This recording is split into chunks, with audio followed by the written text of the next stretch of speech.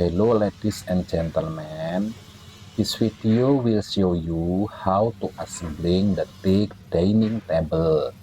Size of this table is 1 meter width and 2.5 meters length. This table is for my friend in Amsterdam.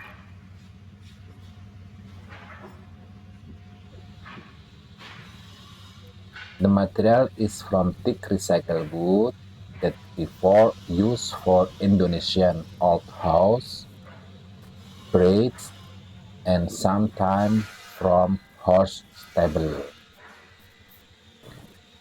The Teak Dining Table is knockdown system and easy to assembling, using 4 bolts to connecting the leg with the top of table.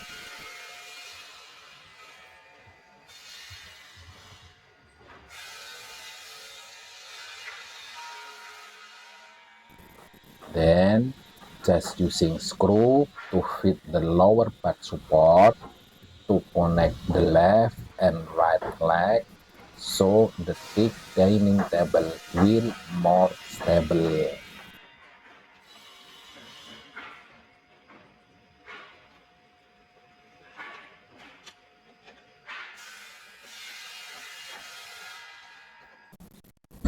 You will see at the end of this video what does the teak dining table looks like.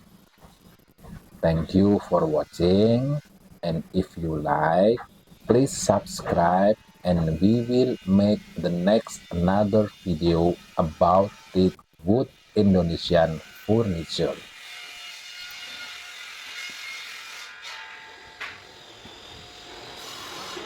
Aman.